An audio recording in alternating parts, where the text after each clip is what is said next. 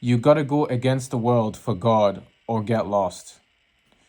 So if you believe in a creator, I feel as though the creator of the universe wants us to obviously, you know, to represent him and everything he stands for. And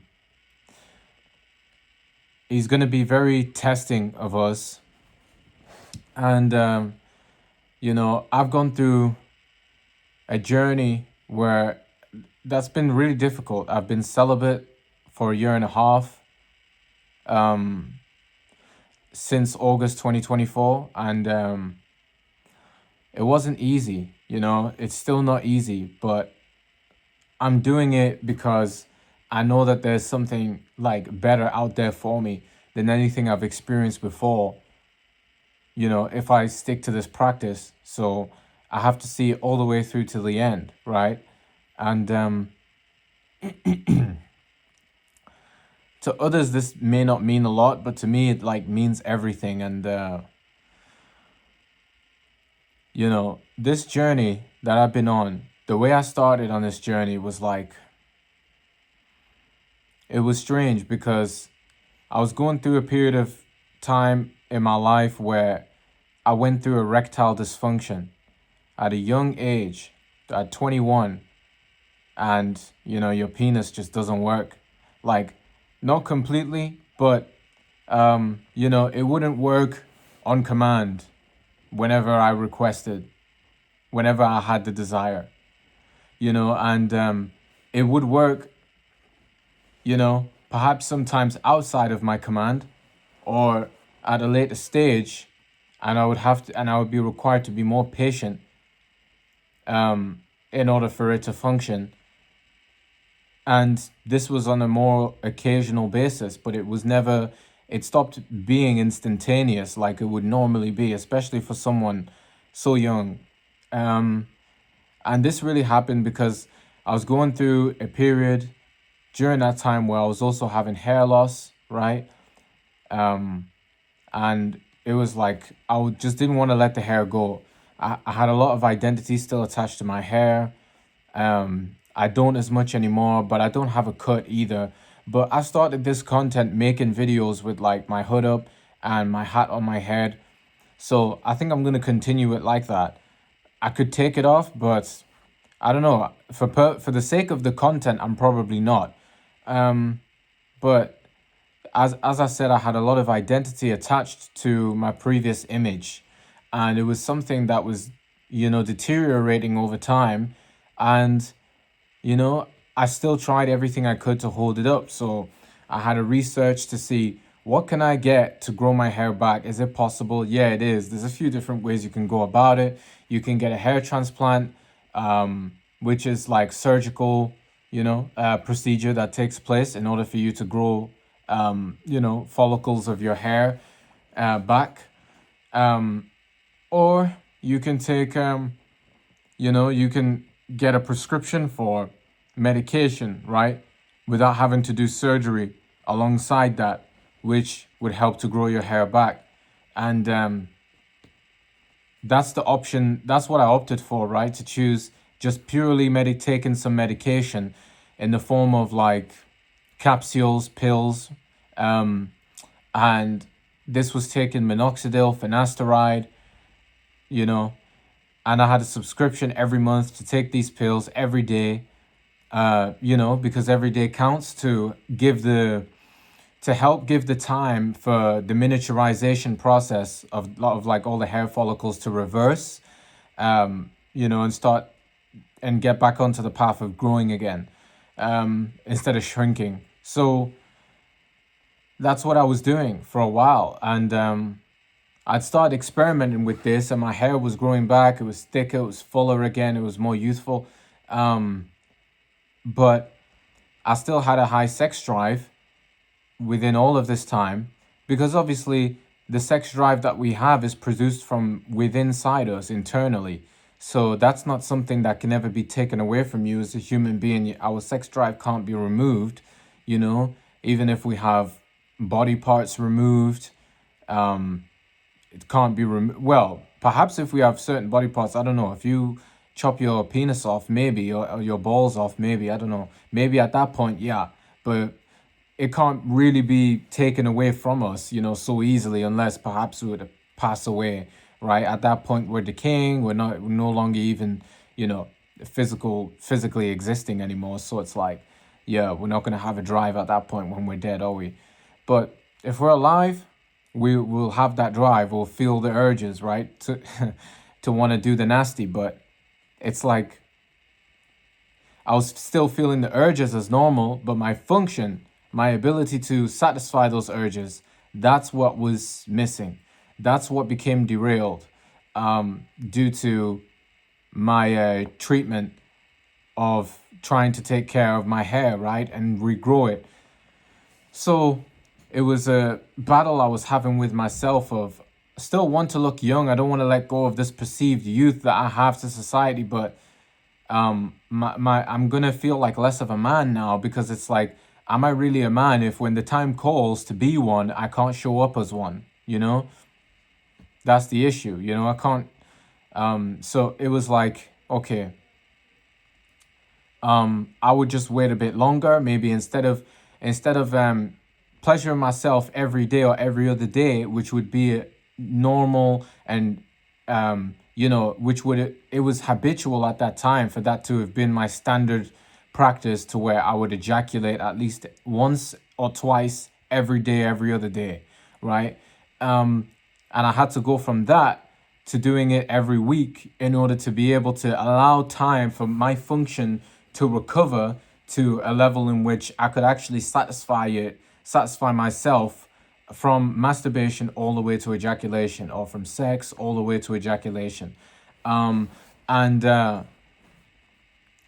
that was something that it did work, because I gave it more time, and it would burn and it would hurt to ejaculate as well when you're on those pills, because the blood flow isn't there, and it's being altered, and it travels now to a different part of the body.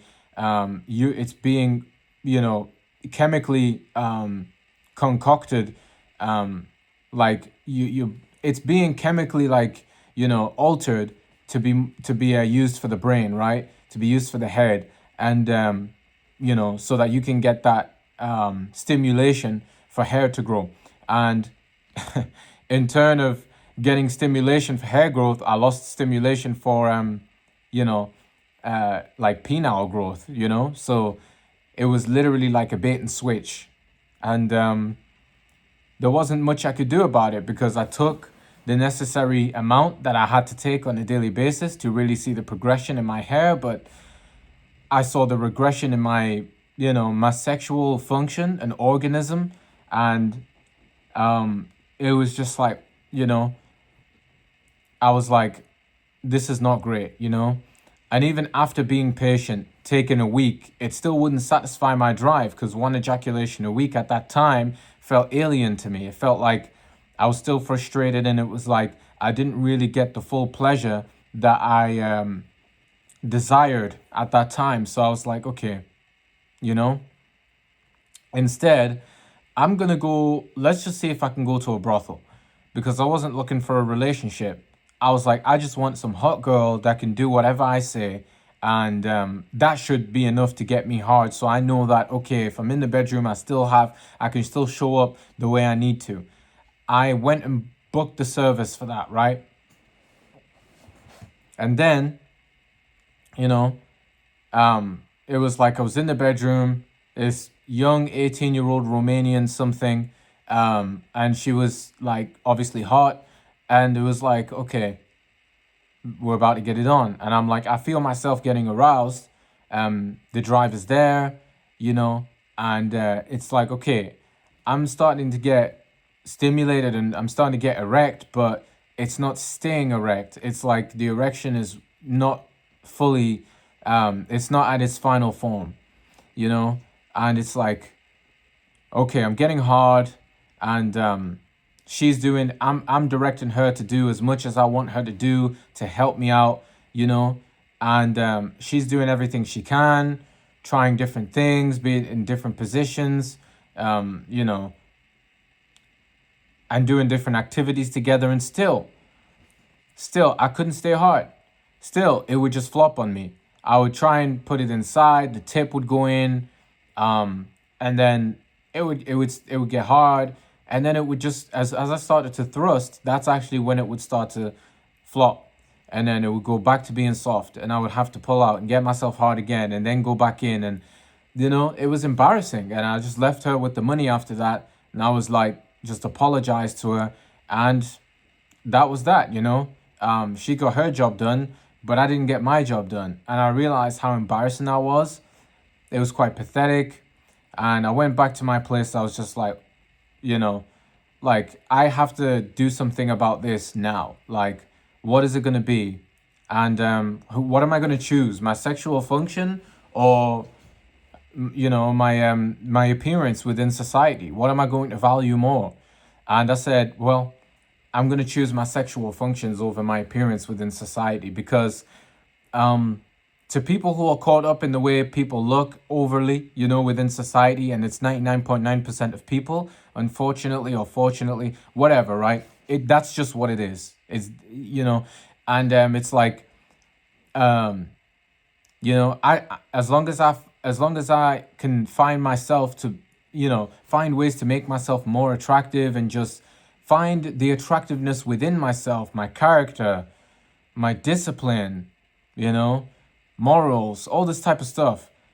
As long as I can find myself attractive in these other things as well, these other things outside of my appearance, skills, and whatever, then I know I'll be attractive to the right person who's looking for that stuff, right? So that's the way I started to operate at that point, and I was like, you know, I gotta get off this stuff. So I started to wean off of the taking the pills, and palpitations in my heart. I was having that. It was a big danger to my health as well. And not everyone's gonna have those effects when they're taking finasteride and minoxidil for hair regrowth, because genetics are different. People respond differently. But to me, I was very sensitive, and my body just couldn't. It couldn't, like, it wasn't going to be able to handle that long term, and it was having issues with my sleep, breathing issues. So my sleep would short circuit, and I wouldn't get the full cycle of like meditation within resting. So that was a problem, and I was just constantly out of my mind when I was on those pills. And I even started recording my YouTube channel and videos in that way, because I ended up getting back on them. But that's, and I'm back off them now, and I've been off them for a long time, and I'm never going back, right? If there's something else that could regrow my hair, maybe I'll look into it, and it's less harmful to my health, perhaps I'll try it. But that I can say for sure I'm not going back to, right? Finasteride, minoxidil, those are substances that are too toxic, for my body, and I'm not going back to those things. But when I was experimenting with that, it was like I had to make a choice. Is it going to be, is it going to be the way I look, or is it going to be like, like what I can, is it better is it more worth it to look better, but not be able to do as much, or to be able to do more, but not be able to look as good? And to do more and not be able to look as good is better. If I don't look as good and I get overlooked because I don't fit the looks criteria, all right then, on to the next person who's not overly focused and centralized about specifically the way I look, but is also looking at other aspects to see what else can make up for that. Do I have charisma, charm, etc.? And it's like, yes. So I valued that, and I got my sexual function back, and I went back to a brothel, and I booked another service, and then I was with this girl. So we were doing stuff, and it was great. The sex was great. It was lively. I felt like, damn, I'm the man. She asked me to finish. I didn't really want to finish. I was telling her, I can go for as long as I want to. But she was like, I just want to see you finish. All right, whatever. I'll finish. In that moment, when I was finishing, I felt so weak and so purposeless. And I realized that I only got off those pills just to feel this sense of pleasure, that I was missing. But I didn't realize that in that time that I was lacking the pleasure that I wanted, and then realized it was the pills that were stopping me from that. it was a transformative period because in the time I was, it was like a preview to what I, to the journey with Christ that I would have following from, that whole saga, like of me for a few months, being on these pills and not really being able to get any nut off or anything like that. I didn't know that that period would actually lead me to like learning how to have more self-control because I've been addicted to pleasure, adult content since I was 13, all the way up until I was 22. I'm 23 and a half now. So it's like I've been a year and a half like away from that. It feels good, and I'm still progressing in my journey. Like I'm not perfect, but I'm way better, which is all glory to God, right? So it was like in that moment, I'd finished inside this random woman who I could have had a baby with, had we had not been using any protection, but we were. And God was just there showing me, like, you see, like, she was actually turned on by you when you were just being your full self. Now you've released this energy, you feel weak. It felt like my bone marrow was like slipping away from me. And that I felt like, even though I was 22, I felt like an old man when I busted a nut. All I wanted to do was lay in the bed and go to sleep. But I realized, no, I had to get up and go back home because I was in a random home and it wasn't my place. So it was like, I felt so weak. My legs felt numb. It was horrible. I could barely move and I had to get up and move. And I realized like life force energy is nothing to play with. Like if your seed can create a whole nother human being, then it's got power, right? If it can give life, then guess what? It can also kill. Because if you release your seed too much, it kills you from the inside. But it's a slow death, but you won't even realize by the time it catches up to you because it's a slow death. It's like there's blood in your semen, so blood is life force energy. If you get stabbed in the abdomen, you could die from blood loss. And it's excessive blood loss that leads to the death, but nevertheless, it's life force slipping away from you. But most people will go through life and not get stabbed in their abdomen. You could thank God for that, right?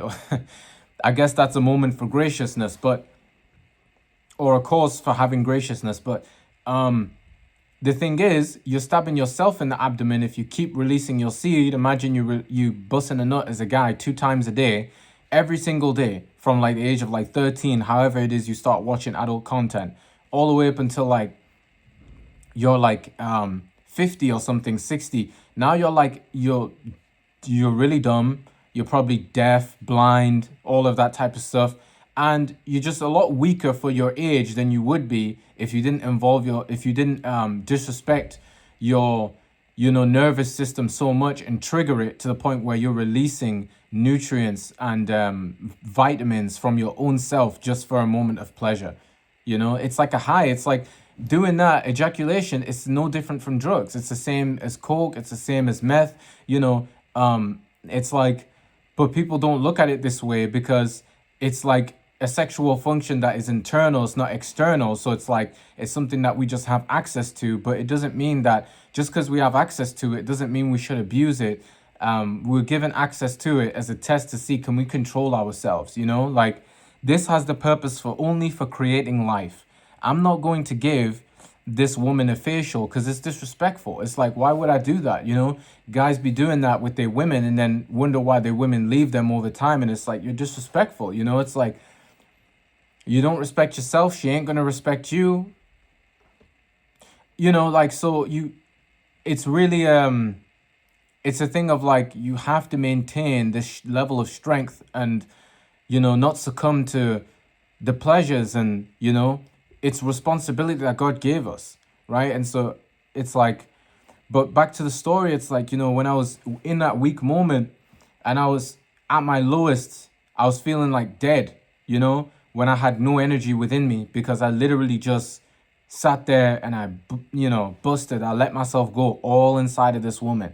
And it's like, God's like, you see, you're at your lowest now. Now you're thinking, damn, there's a possibility she's pregnant unless the condom, stayed intact. And usually I'm a slow stroke type of guy when it comes to having sex. So it's unlikely for someone like me to like snap the condom or break it or tear it, during in the moment of. but it's still a possibility, you know. It's because there's like a 98% chance you don't have a kid. That's what she was telling me as well. And it's like, all right, whatever. I did what I did, but it's like, bro, I was like, I'm never going back to this again. Like, no more brothels, just serious relationships only, you know?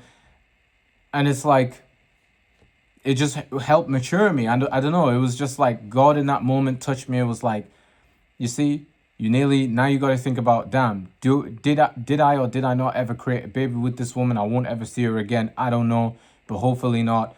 But it's like, you've done what you've done. The past is the past. I forgive you. I felt God's sincerity in forgiving me and giving me another chance to be like, you know what, you know, if you can go on a path with me today and use that pleasure that you feel that you want to indulge in for purpose instead, you know, yes, it will be painful, but it will be so much more productive for your life and it will change everything. So why not just do that? I was like, yeah, I'm ready. You know, I'm ready. I'm at the lowest point of my life. What have I got to lose trying this? What have I got to lose? You know, for all I know, I could be having a baby out there that I'm not being a father to, you know? Like, I was weak in that moment. I was like, I was broke. I was like, what have I got to lose trying this? I literally have nothing as it is anyway in my life. So I tried it and it's like going on this semen retention journey. And now I've been on it for a year and a half. Like, my life has changed a lot more. You know, I'm more childlike, you know, less attached to pleasure and all this type of stuff. I still feel the urge always. It's a test every single day and you have to win. But it's like, you know, the thoughts of even ejaculating, it's actually scary to me now. Whereas before I would look forward to it within my day. Now I'm like, yo, that's the last thing I would want to happen within my day. Like, I'd rather die, I'd rather all this other stuff than me ejaculate and guess what? Not use that life force energy to fertilize it into something that I can be like, you know what? I didn't waste this. You know what? I had a child out of this. You know what? I did this activity, but at least I got my little boy. At least I got my little girl. But bro, if it's not that, if it's not to say I've got a boy coming, I've got a girl coming, I've got a kid coming, why are you coming? Yeah, man. Crazy. You know, so I was just like, and I was just like, man, this makes so much sense now. And not only that, you know, you got the life force energy within you. Young fertile women, you know, obviously are attracted to that energy of a dude who can get them pregnant, of a dude who has this energy. He's going to be productive. He's going to be able to bring the resources in. He's going to be a good father. He's going to learn a lot of things. He can teach my, you know, son a lot. He can teach my kids a lot. You know, he can keep us safe. You know, he's powerful. He's muscular. He's all this because it helps you in the gym. And, it, you know, it's like semen retention is like the basis for like a truly successful life. You know, you can earn money outside of doing the semen retention. You could be a gooner and be a millionaire, but you just feel like shit, dude. You just want to kill you. You know, you just want to like off yourself. And it's like I've been there before. And it's like I'd rather have less material in my life. Now, I still want to be rich and all of that, right? Or at least just wealthy, you know, but it's like the importance behind that is not so much anymore. It's like I also put more importance into this practice and just being righteous and just, you know, it's like, it's amazing, you know. Went to look for a girlfriend during this journey. After a few weeks, I was like going outside, trying to pick girls up off the street and got some numbers. I text them, these girls didn't reply. I'm like, you know what? Maybe this is just God telling me that these girls aren't worth it, you know? Like, I'm trying to, like, I'm going to make them not reply to you so that you can go after something that's more, you know, that will be more long standing. I'm like, okay, after 8 months, took me a picture. I got a haircut on this one random day. You know, I was looking nice. I was outside. Instead of meeting my wife in person, in the physical, I meet her online. I'm like, why have you given me this long distance relationship? You know, all these things. And it's like, if God wanted me to meet someone in person in that way, I would have met someone that way. But after 8 months, I met someone online. And so been tight ever since. And, you know, it's been a journey. It's been like, I was just happy with just texting her. I didn't even need anything else. It was like God knew I would just be grateful with that. Then after a period of time, we started calling. And God knew like, oh, okay, I would be grateful with that because I would view it as a level up. I wouldn't view it as like, oh, we haven't met yet and all this type of stuff. I guess now I'm viewing it that way because it's coming up to a point where texting and calling has become monotonous. It has become boring. We've said everything we could say. We've expressed everything we could express in these forms of contact. It's like the only thing that's left now is actually meeting in person, and picking up from where we left off, which I'm sure we'll do soon. So I'm working on that. And so that's in God's hands, right? I'm trusting the universe with that because I trusted the universe with the whole, you know, the whole sense of me retaining, and it's brought me the most joy like in my life, but also the most sadness as well. I feel like because it's been hard, it's not been easy, like no pun intended. It's been hard every single day of my life, but that's a good thing. It's good to just always be hard than to never be, than to be just easy. And then now you're depressed because you feel like you're that you're overstimulated with pleasure, but because you don't know how to tap into that purpose, and it was like the erectile dysfunction literally forced me to undergo a stage or a setting in which I couldn't easily pleasure myself.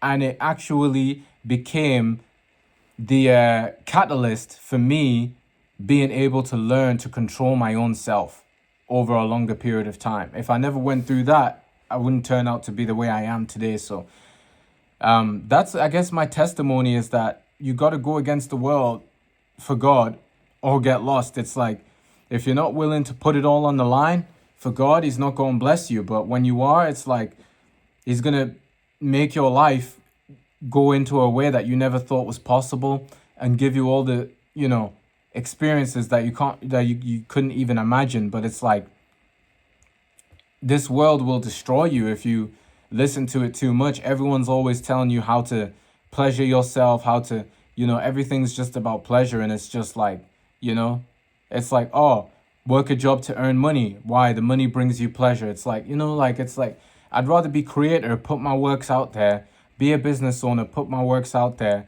do something that connects with me more, save more of my time, my youth, and like get to know myself properly. And this is what this journey has like taught me. I want the same thing for other dudes because a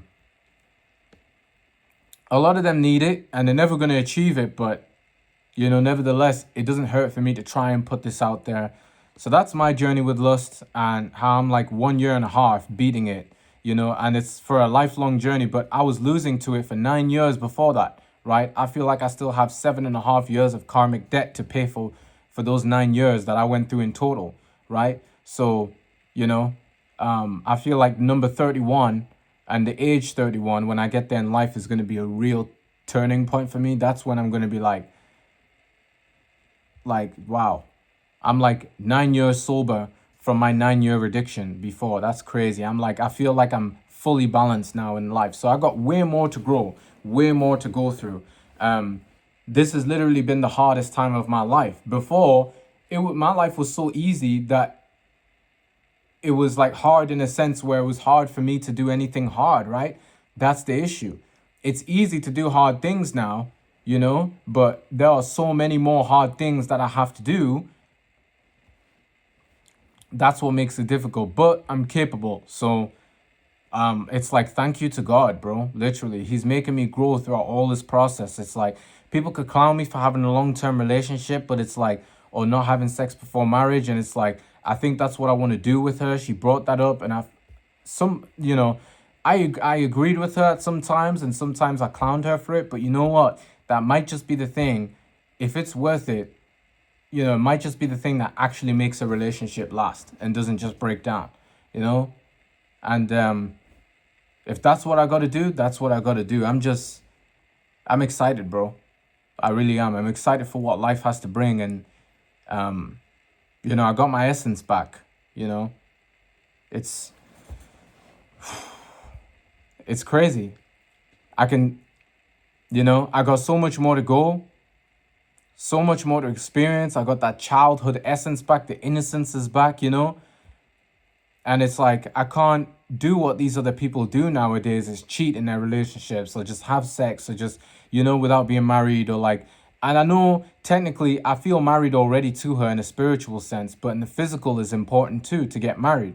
Because when both the spiritual and the physical come together, that's when it's like, okay, this is fully in motion now. So, yeah, man. Yeah, I'm happy and I want this happiness for all of you, men and women included. If you have a battle with lust, like, don't give up. You need to beat that stuff. Beat that stuff as young and as soon as possible, and your life will just get exponentially better, bro. Promise.